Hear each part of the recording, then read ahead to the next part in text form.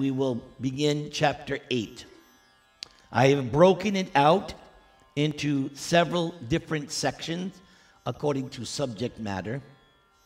So verses 1 through 7 is Krishna answers 8 questions. Obviously, the questions are posed by who? Arjuna, because that's what Bhagavad Gita is. It is a conversation. Arjuna inquired, O my Lord, O Supreme Person, what is Brahman? What is the self? What are fruitive activities? What is this material manifestation? And what are the demigods?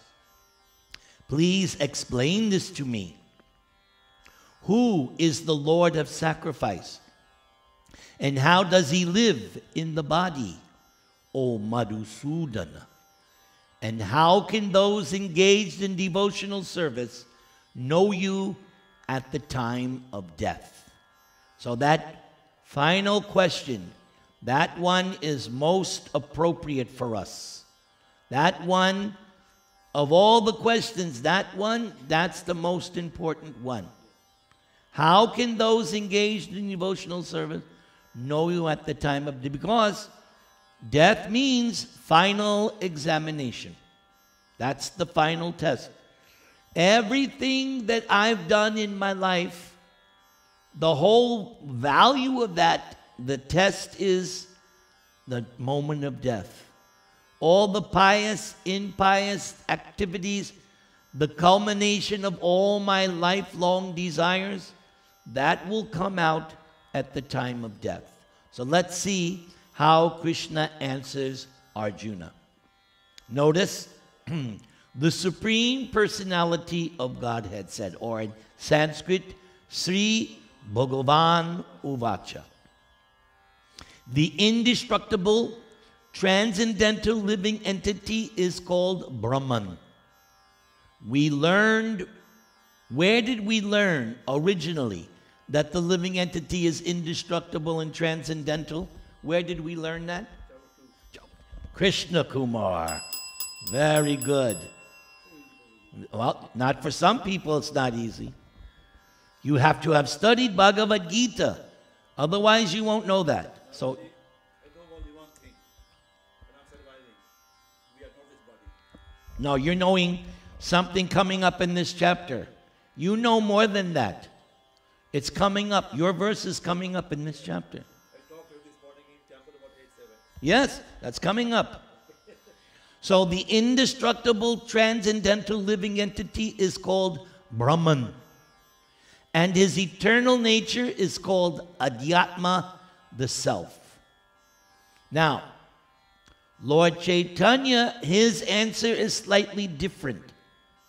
Lord Chaitanya's answer is Jivera Swarupa Hoy Nityara Krishna Das. This same question is asked by Sanatan to Lord Chaitanya. Same thing.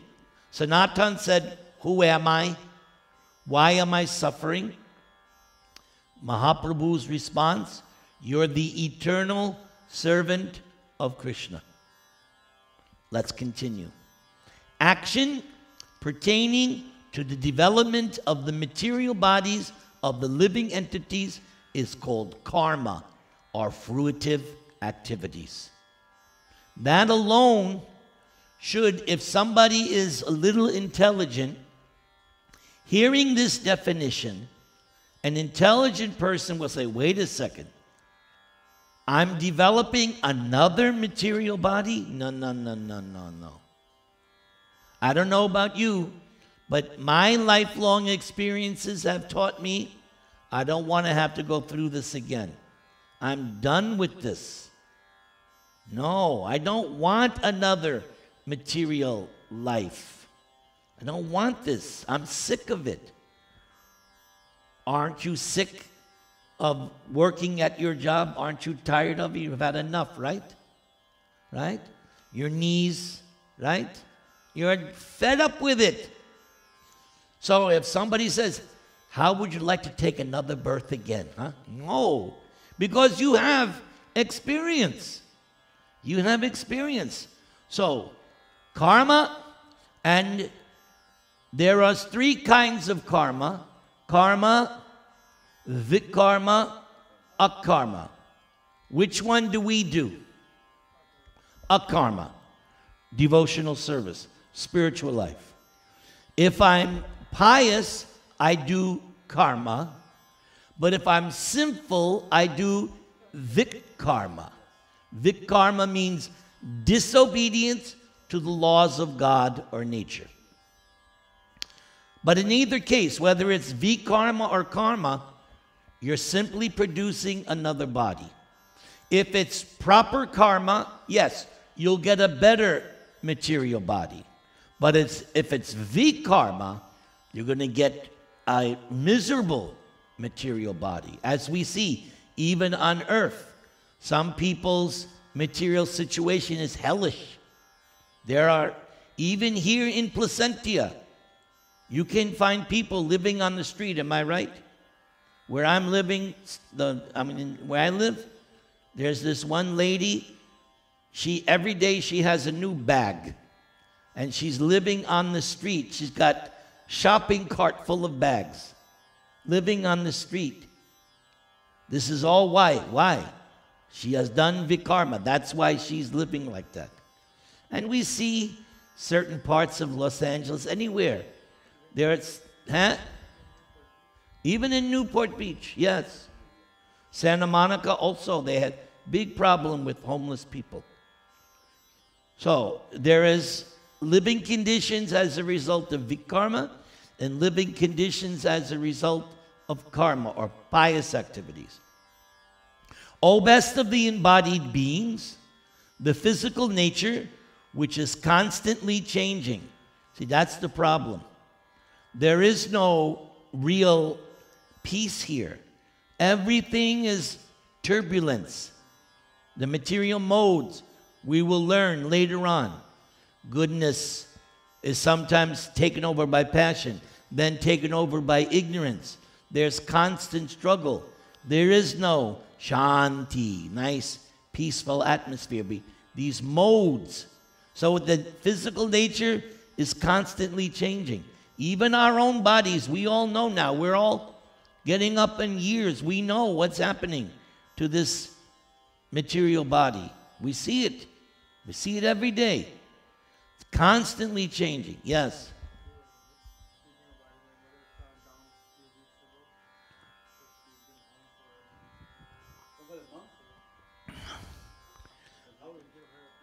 Yes.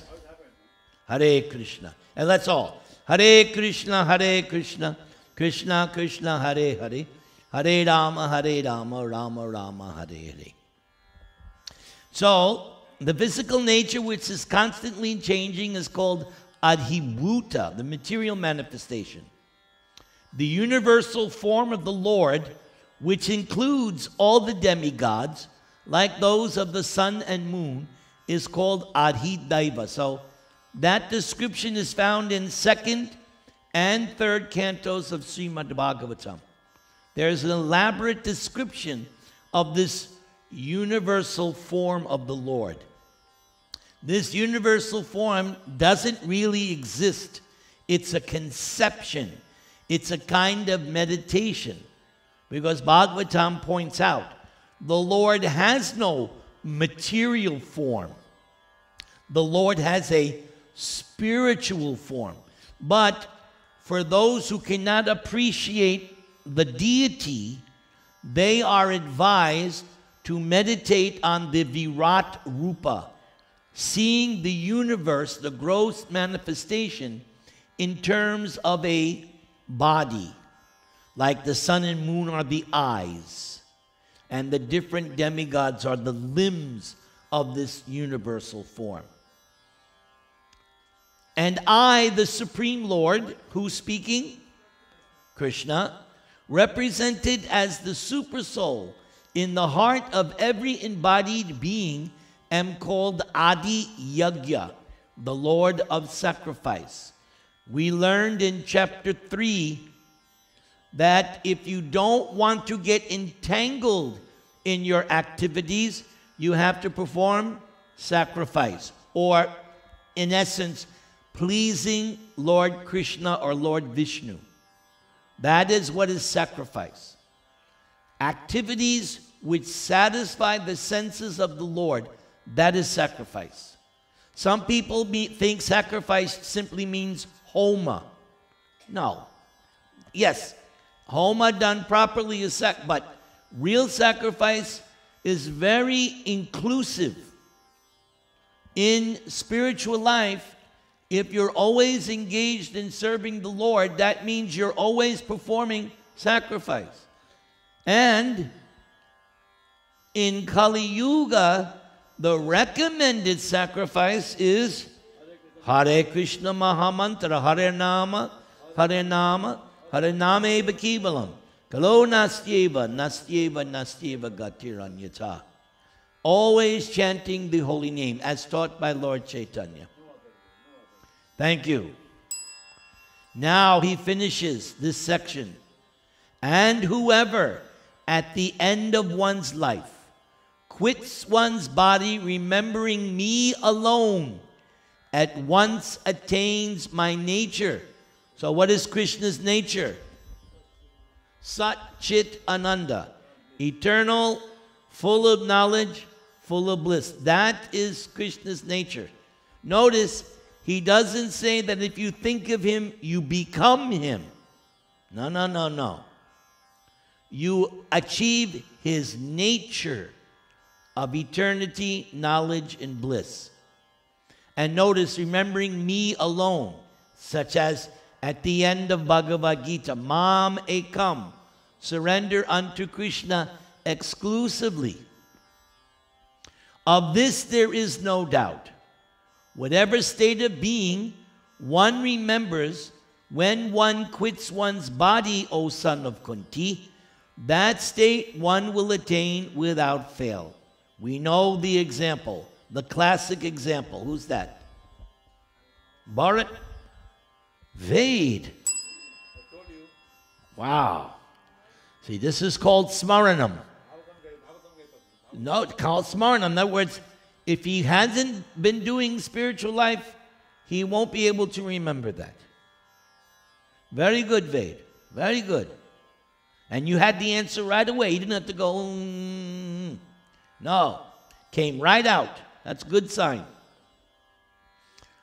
Whatever state of being one remembers when one quits one's body, O son of Kunti, that state one will attain without fail. And now, the verse that Krishna Kumar lives by, the verse that is written in his heart.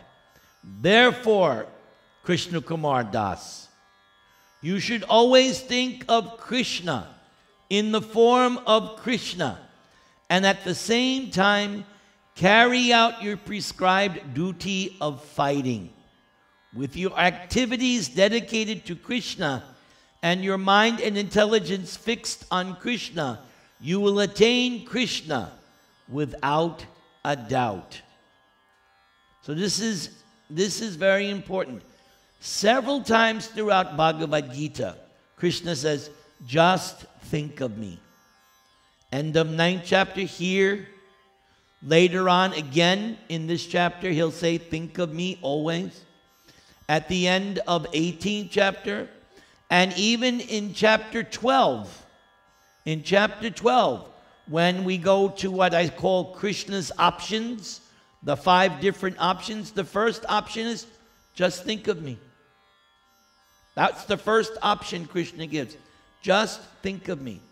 You will see in Bhagavatam, when the demigods are attacked by the demons, they pray to Lord Narayan, and Narayan says, don't worry. On the battlefield, just think of me. But the demigods can't do that. They want Narayan to come and actually fight. But Narayan is saying, no, just think of me, and don't worry, you'll be okay. But they don't have that kind of faith. They want Narayan to actually come and save them. Don't be long. You're going to miss class. Yes, sir. Okay, get the microphone. So, can you bring the microphone? Yes. No, not that. The actual microphone.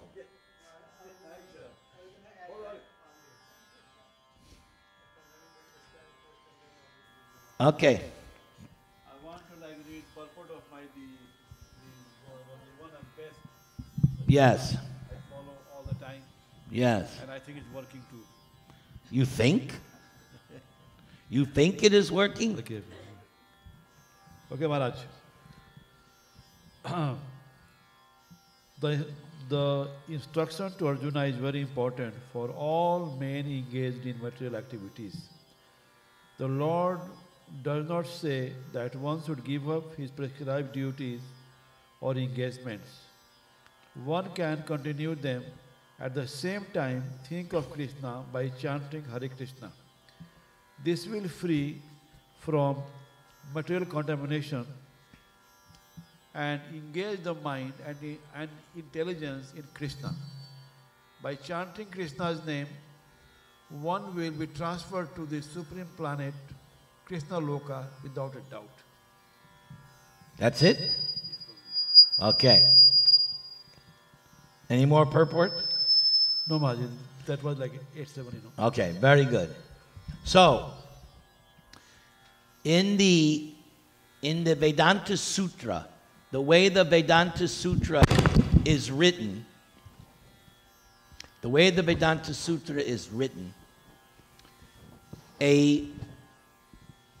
something is stated, then the counter proposal is stated, and then the Vedanta Sutra defeats the counter argument and thus establishes its original statement. So, somebody may say, oh, he's telling Arjuna to fight, but I'm not fighting, so therefore this verse doesn't apply to me. How would you respond, Rama?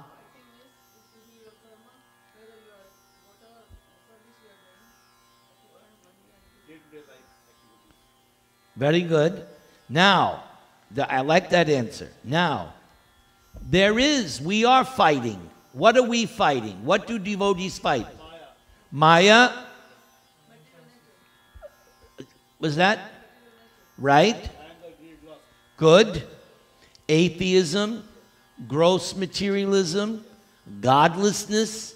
Yes, these are the things. Ignorance, we're fighting ignorance. Yes, very good. So we are fighting. As Prabhupada says in one place, everybody's like on the battle of Kurukshetra. Yes, constantly. Okay, everybody chant the